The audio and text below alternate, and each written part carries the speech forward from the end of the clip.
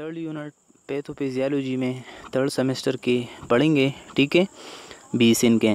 तो हमारे पास पैथोफिजियोलॉजी में थर्ड चैप्टर के नाम जो है वो हमारे पास cellular adaptation and aberrant cell growth, ठीक है। तो अगर हम देख लेना तो सेलुलर का मकसद यही हो गया कि सेल टू सेल मतलब जो बॉडी की बिल्डिंग होती है वो कौन से वो हमारे पास सेल होती है, ठीक है। और फिर वो एडाप्टेशन, तो एडाप्टेशन का मकसद यही है कि कोई भी एनवायरमेंटल स्ट्रेसेस की वजह से या अपनी बॉडी की मुख्तलिफ़ किस्म की एक्टिविटी को डिस्टर्ब होने की वजह से एक सेल जो है क्या अपने आप को एडाप्ट कर लेते हैं। और इसी तरीके से अगर एबरेंट वर्ड्स को हम देख ले तो एबरेंट हम ये कहते हैं कि जब एबनॉर्मल या अल्टरनेटिव ग्रोथ हो जाती है, ठीक है।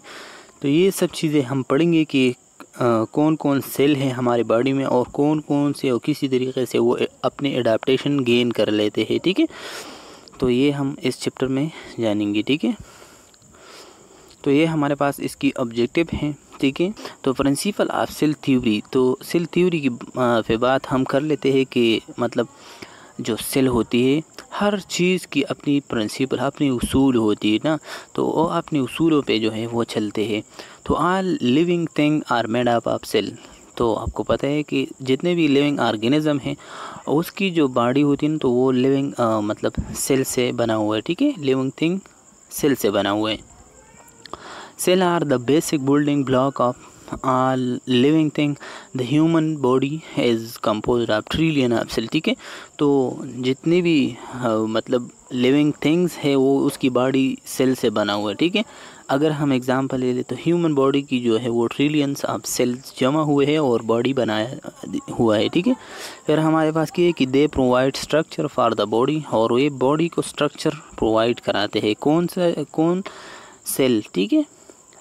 They take in nutrients from the food, convert those nutrients into energy, ठीक है। तो फूड से जो है वो अपने लिए एनर्जी कलेक्ट कराते हैं और उस एनर्जी को ट्रांसफॉर्म करते हैं, मतलब उस फूड को उस न्यूट्रिएंट्स को कन्वर्ट कर लेते हैं, अपनी एनर्जी को बना लेते हैं, ठीक है, थ्रू मुख्तलिफ़ किस्म के ऑर्गेनेलीज, ठीक है, लाइक माइटोकॉन्ड्रिया, ठीक है। फिर क्या है कि कैरी आउट स्पेशलाइज फंक्शन, तो स्पेशलाइज फंक्शन परफॉर्म कराते हैं, ठीक है।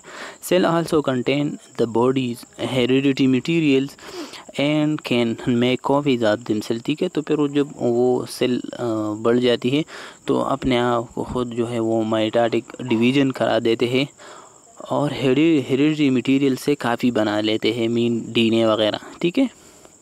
तो आप अगर केमियो नर्सिंग लेक्चर अहमद पे नहीं हो तो छोटी सी रिक्वेस्ट है कि उसको सब्सक्राइब कीजिए और लाइक कीजिए और दूसरों के साथ शेयर कीजिए।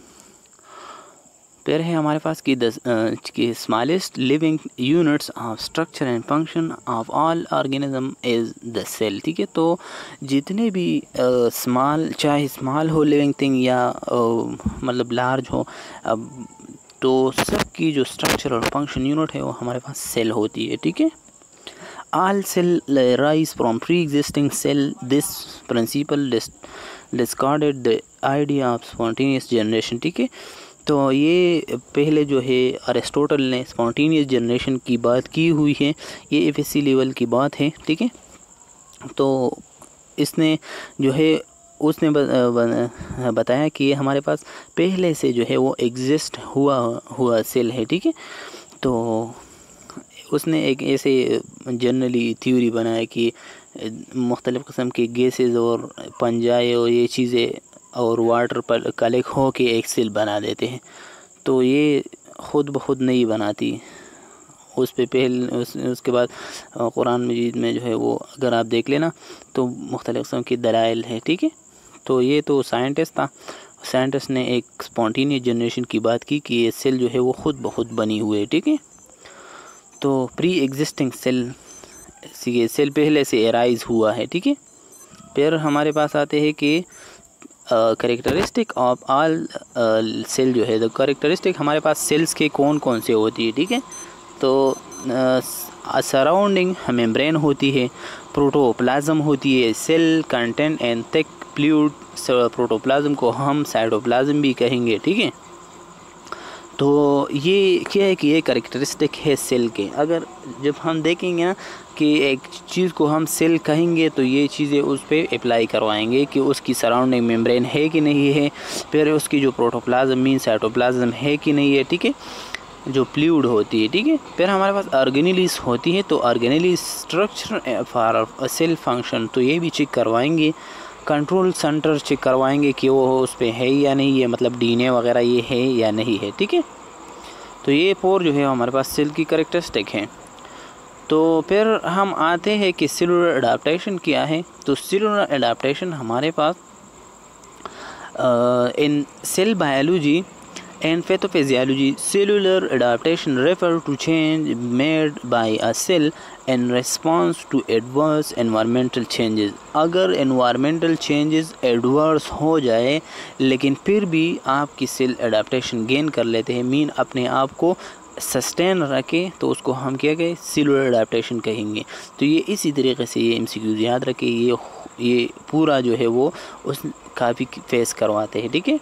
द एडाप्टेशन में भी फिजियोलॉजिकल मीन फिजियोलॉजिकल नॉर्मल होती है एंड पैथोलॉजिकल एबनॉर्मल होती है, ठीक है। तो ये एडाप्टेशन हर कोई सेल जो है 2 तरह का कराते हैं। एक नॉर्मल एडाप्टेशन कराते हैं मीन जो फिजियोलॉजिकली कराते हैं, ठीक है, और एक पैथोलॉजिकली कराते हैं मीन जो एबनॉर्मल करवाते हैं, ठीक है। तो एबनॉर्मल का मकसद यही हो गया कि उसके जो है मतलब सेल चेंज हो जाती है, उसकी एट्रोपी आ जाती है, फिर उसके टाइप से हम पढ़ेंगे।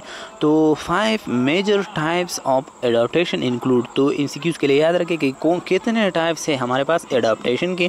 तो एडाप्टेशन के जो है हमारे पास 5 मेजर टाइप्स है, ठीक है। सबसे पहले एट्रोपी है, दूसरे हमारे पास हाइपरट्रोपी है, और तीसरे हमारे पास हाइपरप्लेसिया है, और फोर्थ जो है हमारे पास मेटाप्लेसिया है और डिस्प्लेसिया है। तो एक एक हम इंशाल्लाह डिस्कस कराएंगे, ठीक है। तो इस डायग्राम से थोड़ा सा कंसेप्ट आप ले लेना कि ये कैसे कैसे जो है वो उसकी चेंजेस होती है। तो नॉर्मल सेल हमारे पास अगर आप देख लेना तो उसकी जो न्यूक्लियस है तो वो भी अपनी जगह पे सस्टेन है, और सराउंडिंग मेम्ब्रेन भी, ठीक है। तो ये नॉर्मल है।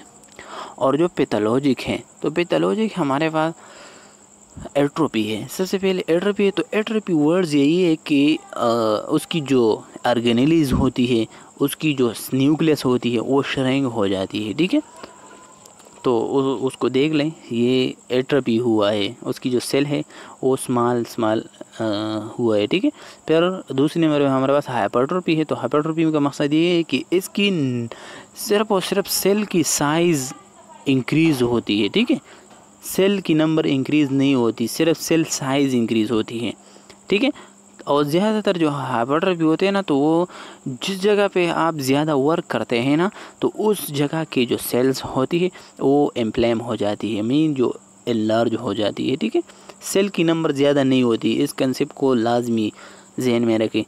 फिर इसके बाद जो तीसरी नंबर पे है तो हाइपरप्लेसिया। तो हाइपरप्लेसिया में हमारे पास सेल की साइज़ भी और सेल की नंबर भी ग्रोथ हो जाती है, ठीक है। तो इस दोनों में डिफरेंस करवा ले, ठीक है। और जो ज़्यादातर हाइपरप्लेसिया होती है ना, तो हाइपरप्लेसिया हमारे पास नॉर्मल होती है, मतलब फंक्शनली होती है, ठीक है। अगर इसकी एग्जांपल ले ले तो यूट्रस की जो होती है, फीमेल की जो यूट्रस होती है, तो वो जब मेंस्ट्रुअल साइकिल जब स्टार्ट होती है ना, तो स्टार्ट होने के बाद उसकी जो वाल्स होती है एंडोमेट्रियम, तो एंडोमेट्रियम की थिकनेस आ जाती है, और उसकी जो सेल साइज़ है तो उसकी साइज़ में भी ग्रोथ हो जाती है और सेल नंबर में भी ग्रोथ हो जाती है, ठीक है। तो वो है हमारे पास हाइपरप्लेसिया के एग्जांपल। मेटाप्लेसिया हमारे पास वो एडाप्टेशन है कि जब नॉर्मल सेल जो होती है, एक जगह की नॉर्मल सेल वो डिस्प्लेस हो जाती है एबनॉर्मल सेल पे, ठीक है। तो एग्जांपल उसकी ट्रेकिया हम ले ले, तो ट्रेकिया में हमारे पास ऊपर जो है वो कोलमनर एपिथेलियम होती है, ठीक है। तो जो मेटास्टेसिस हो जाती है, तो मेटास्टेसिस वो कन्वर्ट कर लेते हैं किस टाइप में, टिश्यू जो है वो सिक्वेमस टिश्यू में कन्वर्ट करवाते हैं, ठीक है। और ज़्यादातर मेटास्टेसिस जो होती है वो हमारे पास कैंसरियस होती है, ठीक है। फिर हमारे पास क्या है कि डिस्प्लेसिया होती है। तो डिस्प्लेसिया का नॉर्मल जो है आपको पता है, इस पिक्चर को देख ले। तो डिस्प्लेसिया हमारे पास उसकी डिसअरेंजमेंट हो जाती है, उसकी जो नॉर्मल शेप हो जाए, मतलब नॉर्मल सीक्वेंस होती है ना सेल के, वो डिसऑर्डर हो जाती है, तो उसको हम डिस्प्लेसिया कहेंगे। ठीक है, फिर हम एक एक पढ़ेंगे। तो एट्रोपी जब हो जाती है तो एट्रोपी उसकी जो एक्सप्लेनेशन है तो वो देख ले। ठीक है, तो एट्रोपी इज़ द पार्शल और complete wasting away of all part of the body. ठीक है, तो एट्रोपी में हमारे पास जब एक रीजन की वेस्टिंग हो जाती है, वो ज़ाया हो जाती है। ठीक है, तो उस पार्ट्स या कम्प्लीटली या पार्शली दोनों तरह की वो जब ख़त्म हो जाती है, लॉस हो जाती है, तो उसको हम एट्रोपी कहेंगे। ठीक है, और उसको हम मतलब जब नॉर्मल सेल श्रिंक हो जाती है ना, कंसेप्चुअली यही है कि जब नॉर्मल सेल की ऑर्गेनेलीज और न्यूक्लियस श्रिंक हो जाती है, स्मॉल हो जाती है, तो उसको हम एट्रोपी कहेंगे। मैकेनिज्म इंक्लूड, तो उसकी मैकेनिज्म कौन कौन से मैकेनिज्म है? तो सबसे पहले लॉस ऑफ इनर्वेशन करवाते हैं। तो लॉस ऑफ इनर्वेशन का मकसद है कि जब एक रीजन को कोई भी नर्व सप्लाई नहीं हो रहा हो, तो फिर उसकी एट्रोपी हो जाती है। Reduce nutrients and oxygen supply, कोई किस जगह को न्यूट्रिशन वगैरह की सप्लाई नहीं हो रहा हो। फिर रिड्यूस फंक्शनल डिमांड, अगर एक रीजन ऐसा हो कि वो फ्रैक्चर हुआ हो और उसको कोई भी जो है यूज़ नहीं कराते ना, तो फिर वो लॉस हो जाती है, एट्रोपी हो जाती है। रिड्यूस हार्मोनल स्टिमुलेशन, अगर हार्मोनल स्टिमुलेशन जो है वो कम हो जाती है ना, तो फिर उसकी मतलब एट्रोपी होने की चांसेस होती है। और इसी तरीके से क्या है कि एजिंग हो जाती है, एजिंग की वजह से ज़्यादा जो है एट्रोपी हो जाती है, और प्रेशर की वजह से। ठीक है, these can occur under physiologic and pathologic. तो आपको पता है कि जब कोई भी एडाप्टेशन होती है तो दो तरह की होती है, एक हमारे पास फिजियोलॉजिकल होती है, एक पैथोलॉजिकल होती है। ठीक है, तो देखें फिजियोलॉजिकली एट्रोपी किस वजह से, मतलब जो नॉर्मल फंक्शन में जो चेंज आ जाती है ना, तो वो कौन कौन से है? तो डक्टस आर्टरियोसिस इन अम्बिलिकल वेसल आफ्टर बर्थ। ठीक है, तो डक्टस आर्टरियोसिस ये हमारे पास एक डक होती है जो कि ज़्यादातर तो हमारे पास तो ज़्यादातर जो ये डक्टस आर्टरियोसिस हमारे पास एक आर्टरी की जंक्शन होती है। ठीक है, हार्ट में। ठीक है, एरोटा से एक आर्टरी आती है और एक और से। ठीक है, तो उसकी जब रिडक्शन हो जाती है तो उसकी वजह से हमारे पास जब उसको ये हमारे पास जब, ठीक है, तो ये बस एग्जांपल याद रखें कि डक्टस आर्टरियोसिस और अम्बिलिकल वेसल जो होती है आफ्टर प्यूबर्टी या आफ्टर बर्थ जो है वो ख़त्म हो जाती है। ठीक है, और थाइमस ग्लैंड की भी इसी तरह का एग्जांपल है। तो आफ्टर जो प्यूबर्टी होती है ना, तो थाइमस ग्लैंड उसकी रिडक्शन हो जाती है कि वो ख़त्म हो जाती है। ठीक है, उसकी फंक्शन फिर नहीं होती। पोस्ट मेनोपॉजल जो होती है एट्रोफी हो जाती है of the breast and uterus, जब फीमेल की मेंस्ट्रुअल साइकिल जो पीरियड होती है वो ख़त्म हो जाती है। जब वो ख़त्म हो जाती है ना, तो फिर ये इसकी एट्रोफी हो जाती है। ठीक है, तो ये एग्जांपल आपने याद रखना है, ये नेचुरल है और ये हमारे पास एट्रोफी में आते हैं। ठीक है, तो ये पिंसिक्यूज में आते हैं। फिर बी नंबर पे हमारे पास पैथोलॉजिकल जो एट्रोफी होती है, तो इस्केमिक एट्रोफी होती है, यूजुअली ड्यू टू पार्शियल और gradual occlusion of the arterial blood supply by atherosclerosis in the heart, atherosclerosis heart disease brain and kidney. देखिए कि जब कोई भी आर्टरी नैरो हो जाती है, मीन आर्थरोस्क्लेरोसिस हो जाती है, तो उस जगह तक ब्लड जो सप्लाई नहीं हो रहा हो, तो फिर इसमें काज होते हैं किस चीज़, इस्केमिक एट्रोफी हो जाती है। समझ गए? तो ये पैथोलॉजिकल है, कोई भी मतलब लिपिड डिपोजिशन हो सकती है, और इसी तरीके से कोई और ट्रामा भी हो सकती है कि ब्लड वेसल थिन हो जाती है। जब वो थिन हो जाती है तो फिर उस जगह को ब्लड सप्लाई ठीक सही तरीके से नहीं हो रहा हो। ठीक है, तो इस्केमिक एट्रोपी हो जाती है।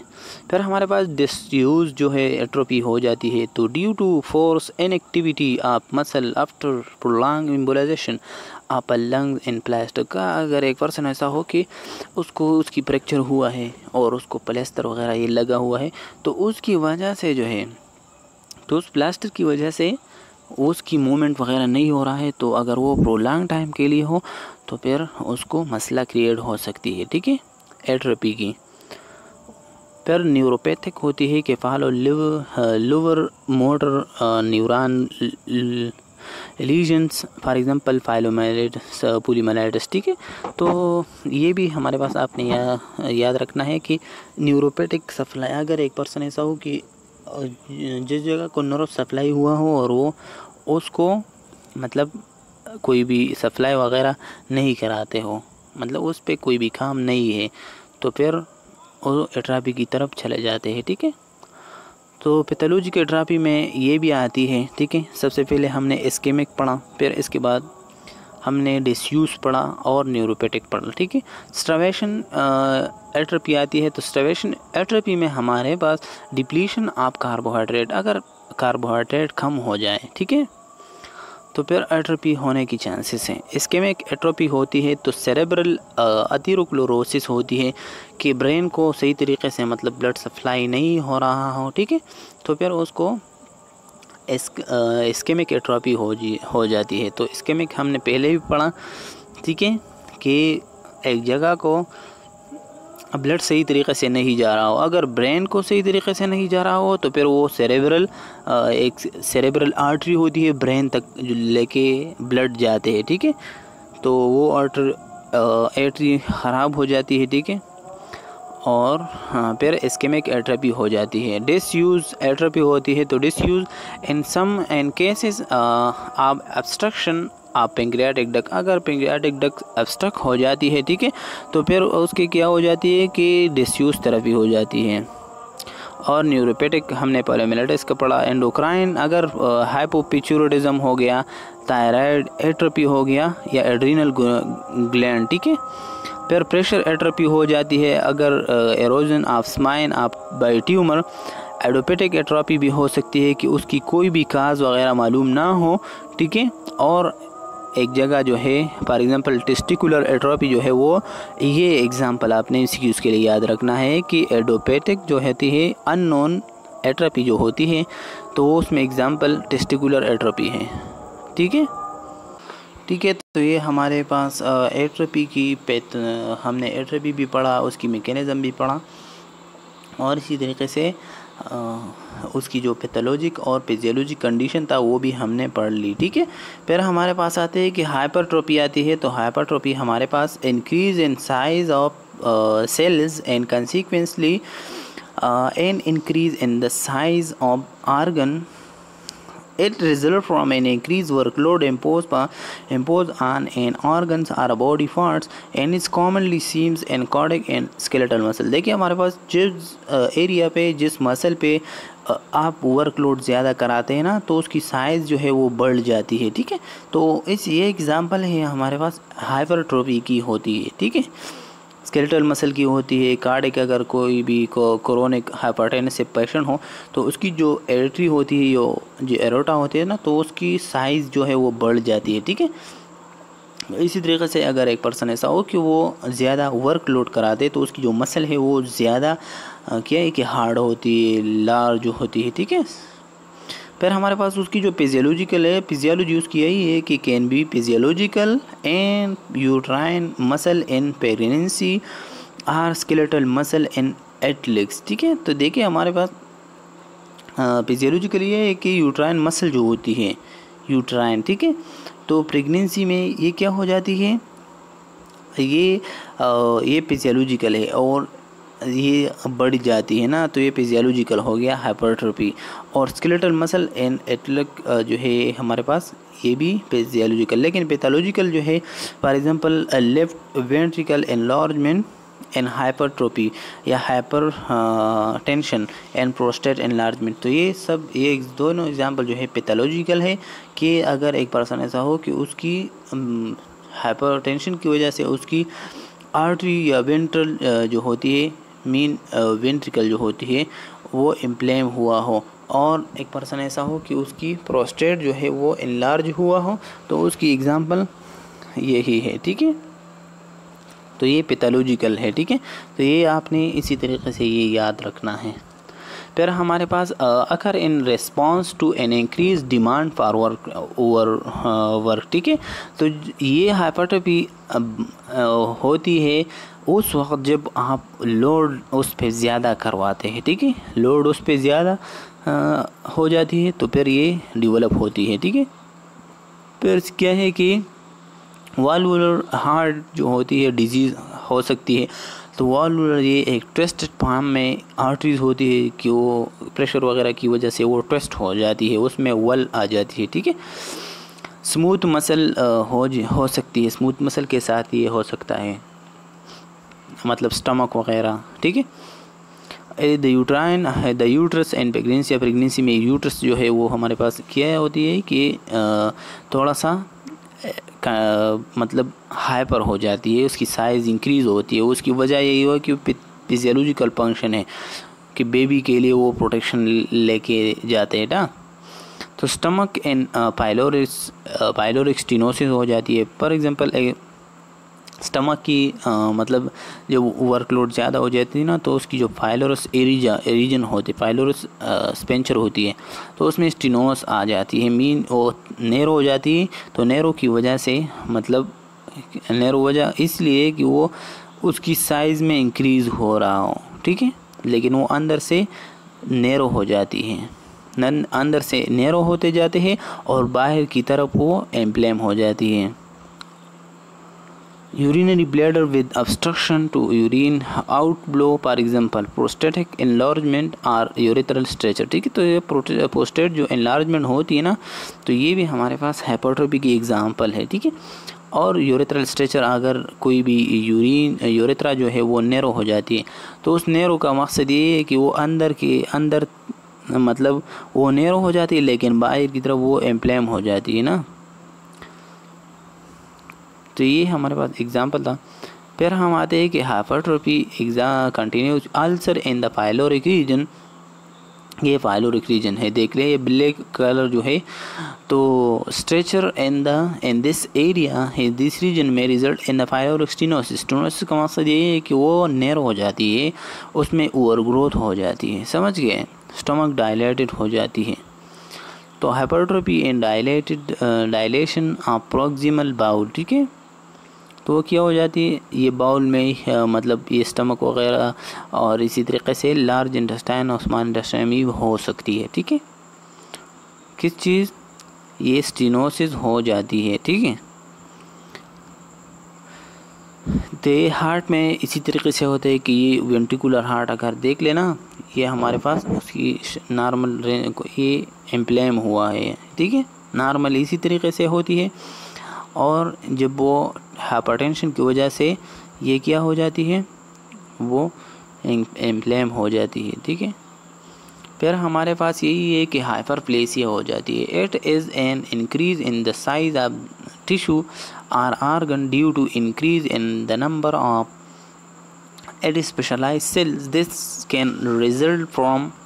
तो ये आपने याद रखना है कि हाइपरप्लेसिया किस वजह से होती है कि उसकी साइज़ में भी और उसकी नंबर में भी इंक्रीज़ हो जाती है।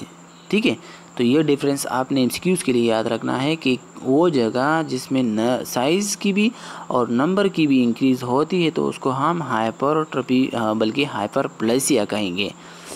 और पहले हम पढ़ा कि जब सिर्फ और सिर्फ साइज़ में बढ़ जाती है तो हमारे पास हाइपरट्रोफी होती है। ठीक है, तो इसकी एग्जांपल याद रखें इस पे हाइपरप्लेसिया की, hyperplasia of the breast and puberty. तो प्यूबर्टी में उसकी जो ब्रेस्ट होती है ना, तो वो ज़्यादा मतलब इनलार्ज होती है। During pregnancy and lactation, increase in thickness of the endometrium during menstrual cycle. ठीक है, तो एंडोमेट्रियम जो होती है ना, तो उसकी थिकनेस आ जाती है किस वजह से, हाइपरप्लेसिया की वजह से, समझ गए।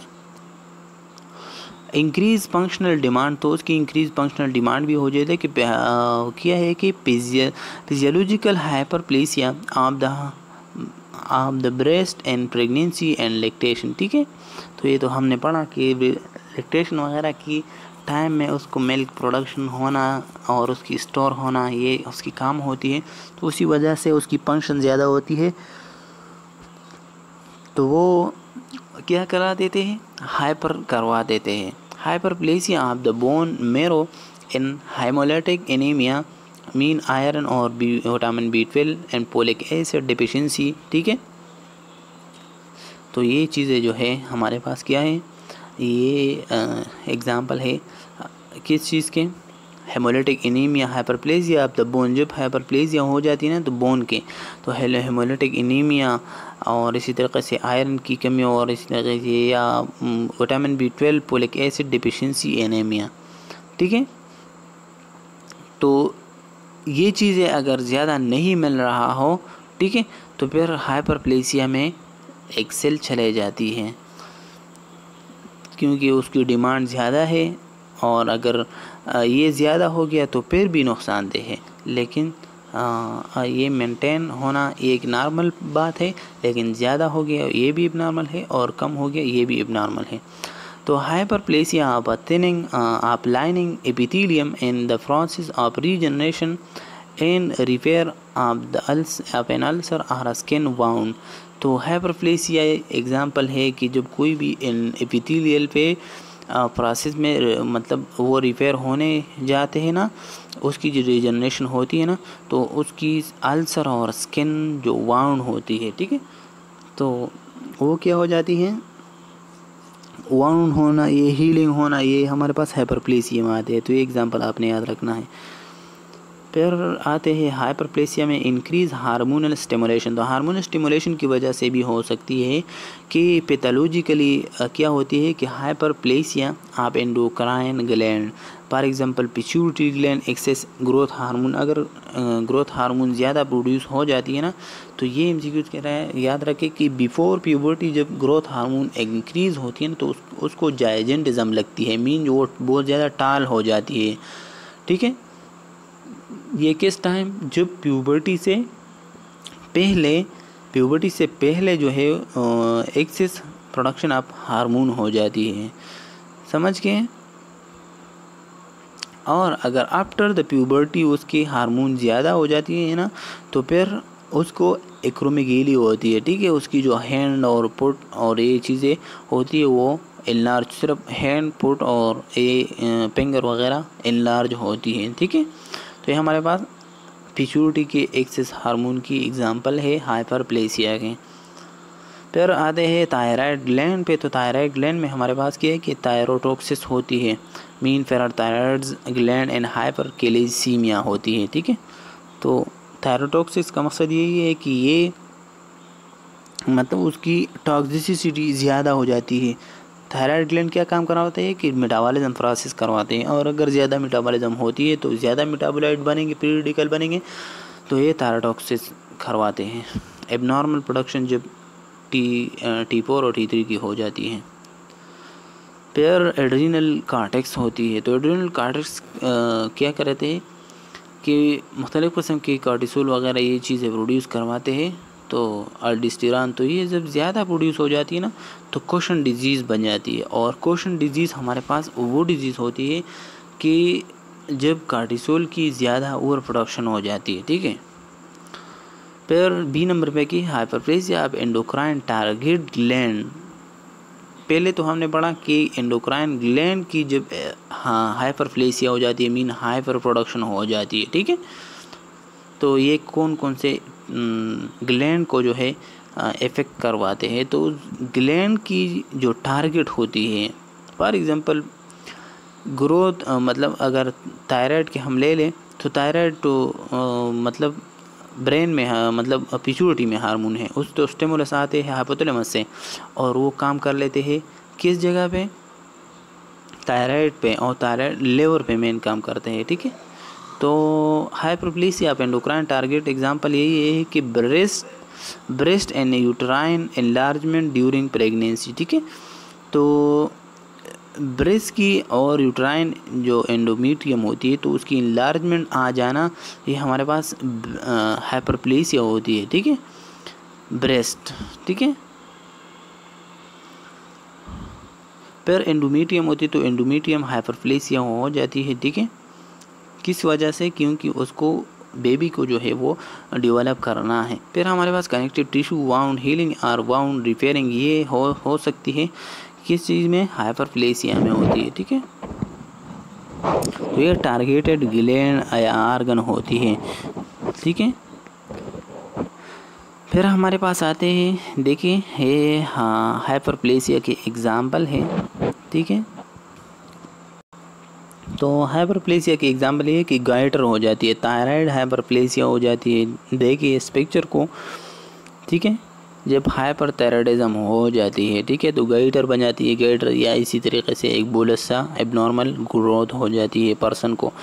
बेनाइन प्रोस्टेट हाइपरप्लेसिया हो जाती है। Can cause difficulty with urination. जब हाइपरप्लेसिया क्या हो जाती है कि बेनाइन प्रोस्टेट, उसकी जो प्रोस्टेट ग्लैंड होती है ना, तो वो इनलार्ज होता है। जब वो इनलार्ज होती है तो नॉर्मल जो यूरेथ्रल लाइनिंग होती है, ठीक है, जिस जगह पे यूरिन आते हैं ब्लैडर से, तो वो नैरो हो जाती है। जब वो नैरो हो जाती है ना, तो फिर आपको ओवरफ्लोड क्या हो जाती है? ओवरफ्लोड डिजीज़ हो जाती है। ओवरफ्लोड का मकसद ये है कि वो आप को बार बार आप यूरिनेशन करवाते हैं, लेकिन आपको फीलिंग होती है कि हाँ हम फिर भी एम्प्टिंग नहीं है, ठीक है। तो ये एग्जांपल है। फिर हमारे पास मेटाप्लेसिया होते हैं। तो मेटाप्लेसिया हमारे पास एक reversible change in which one adult cell मतलब cell types and replaced by another endoepithelial mesenchymal, ठीक है। Physiologically change in cervix during puberty, तो ठीक है। तो और pathologically acid reflux through oesophagus no, तो ये पैथोलॉजिकली बर्ड एसोफेगस उसकी एग्जांपल है कि उसकी लाइनिंग जो है वो क्या हो जाती? चेंज हो जाती है। एसोफेगस में हमारे पास स्क्वैमस एपिथेलियम है, लेकिन वो रिप्लेस हो जाती है कोलोमनर एपिथेलियम पे, ठीक है। तो मेटाप्लेसिया उसको हम कहते हैं, ठीक है। और ये हमारे पास ये याद रखें कि ये रिवर्सिबल चेंज है या इरिवर्सिबल चेंज है। तो ये हमारे पास रिवर्सिबल चेंज है मेटाप्लेसिया की, ठीक है।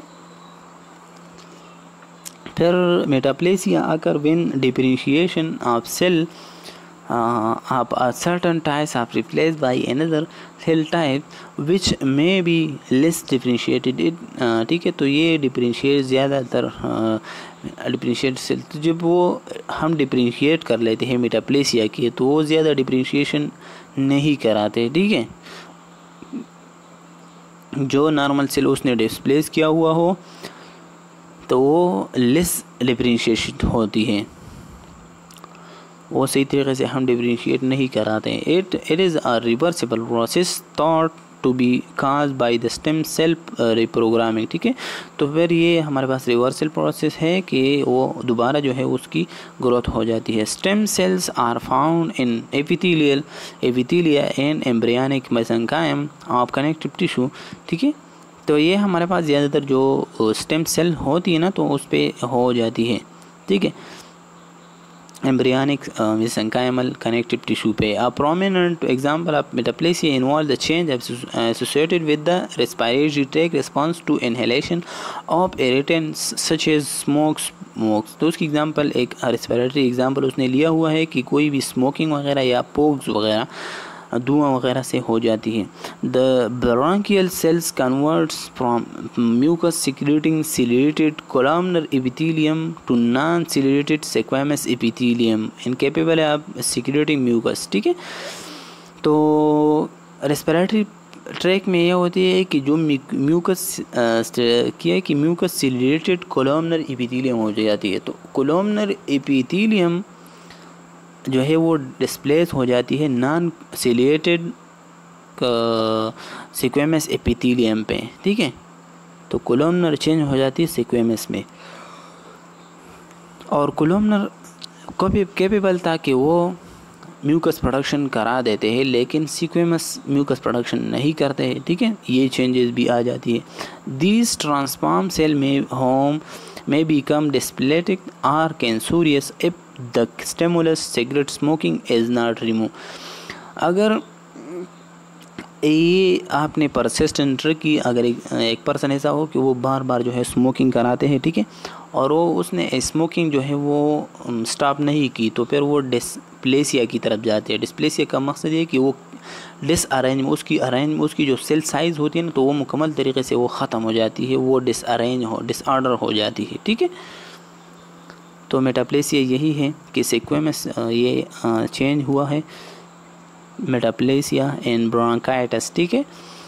तो देखें, ये जो लेफ़्ट साइड वाले पिक्चर है, इसमें हमारे पास कोलमनर है, मतलब कोलमनर एपिथेलियम बड़े बड़े होते हैं, और जो लेफ़्ट साइड व राइट साइड वाला है तो हमारे पास सिक्वेमस है, वो स्मॉल स्मॉल होती है, ठीक है। और नीचे इस डायग्राम में भी देखें तो जो बेसमेंट होती है ना, तो बेसमेंट की जो सेल्स होती है, मेम्ब्रेन होती है, नॉर्मल कोलमनर एपिथेलियम जो है वो इनलार्ज होता है, और रिजर्व सेल होती है, ठीक है, सिक्वेमस सेल एपिथेलियम, ठीक है। तो जो कोलमनर एपिथेलियम है वो चेंज हुआ है, किस में, सिक्वेमस एपिथेलियम में वो चेंज हुआ है, ठीक है।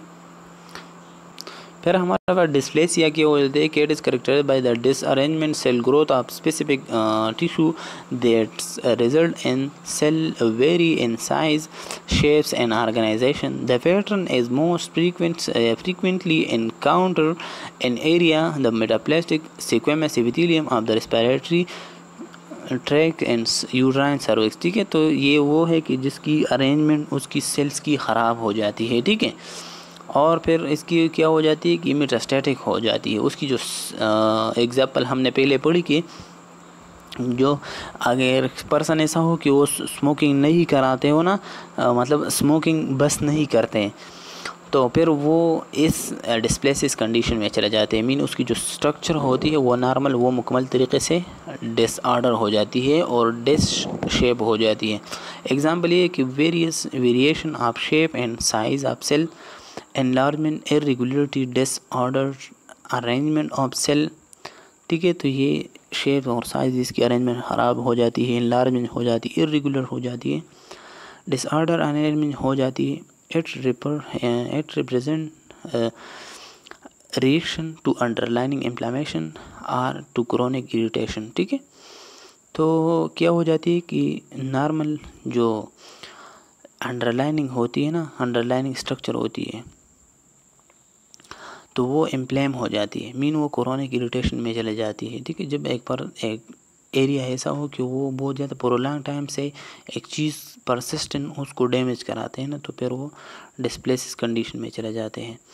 फिर mild and moderate degree of dysplasia are reversible when the evoking stimulus is remove. अगर एक स्मॉल और या इसी तरह मॉडरेट तरीके से एक इंजरी हुआ है, ठीक है, और वो स्टिमुलस जो उसको स्ट्राइक कराते हैं, उसको ख़राब कराते हैं, वो स्टिमुलस अगर आपने रिमूव किया तो चांसेस है कि वो दोबारा अपनी कंडीशन में आ जाए, ठीक है। However severe degree is considered as a pre malignance, ठीक है, और अगर ज़्यादा टाइम तक वो इसी तरीके से चले जाते हैं तो वो प्री मैलिग्नेंट हो जाती है, ठीक है, उसकी मैलिग्नेंसी हो जाती है। At many cases, the dysplastic cells revert to their former structure and function, ठीक है। और फिर क्या होती है कि उसकी नॉर्मल जो क्या हो जाए डिस्प्लेटिक सेल हो जाती है, वो अपने स्ट्रक्चर और फंक्शन जो है रिवर्ट करवा ले सकते हैं, लेकिन वो स्टिमुलस अगर आपने रिमूव की। एग्जाम्पल उसकी है कि dysplasic occur in cervical epithelium and bronchial epithelium, ठीक है। तो ये पहले हमने पढ़ी। और दूसरी जो है यूरिथेलियम, ये जो यूरिनरी ब्लैडर की वॉल होती है, ठीक है। फिर हम आते हैं कि एनाप्लेसिया के है कि cell differentiation to be more immature और एम्ब्रियनिक फॉर्म। तो ये वो कंडीशन है जब आपकी सेल बहुत ज़्यादा मतलब ख़राब हालत में चले जाते हैं, और अगर आपको पता भी नहीं होती है कि वो सेल है या कोई और चीज़ है, ठीक है, तो एनाप्लेसिया हो जाती है कि उसकी इमेच्योरिटी की शेप में चले जाती है। वो इतना ख़राब होते कि आपको फिर पता नहीं चलते कि ये सेल है या नहीं है। Malignant tumour are characterise by anaplastic cell growth, ठीक है। तो मेलिग्नेंट ट्यूमर जो होती है वो हमारे पास करेक्टर से होती है किस चीज़ के, एनाप्लास्टिक सेल ग्रोथ की, ठीक है। तो ज़्यादातर जो कैंसुरी सेल होती है वो हमारे पास एनाप्लेसिया होती है, एनाप्लेसिया कंडीशन में वो होती है, ठीक है। तो ये देख लें कि नॉर्मल सेल होती है तो cell in change in cell type, जो वो सिर्फ 2 टाइप्स के सेल है जो कि उसकी सेल में चेंज हो जाती है, ठीक है, मतलब चेंज आ जाती है उसकी टाइप में। तो मेटाप्लेसिया है, तो चेंज इन सेल टाइप्स जो चेंज हुआ है वो हमारे पास मेटाप्लेसिया है।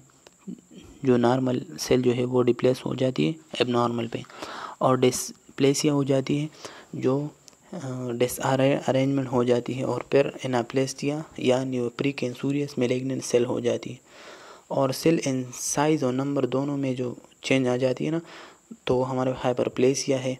और हाइपरट्रोपी सिर्फ साइज़ में इनलार्जमेंट हो जाती है, और ट्रोपी हमारे पास सिर्फ साइज़ में डिक्रीज़ हो जाती है, ठीक है। तो ये हमारे पास फर्स्ट पार्ट हमने कंप्लीट की सेलुलर अडाप्टेशन के, और इंशाल्लाह दूसरी पार्ट भी हम अपलोड करेंगे। तो अगर आपने इस चैनल पे नहीं हो तो सब्सक्राइब कीजिए, लाइक कीजिए। खुदा हाफिज़, अपना ख्याल रखिए।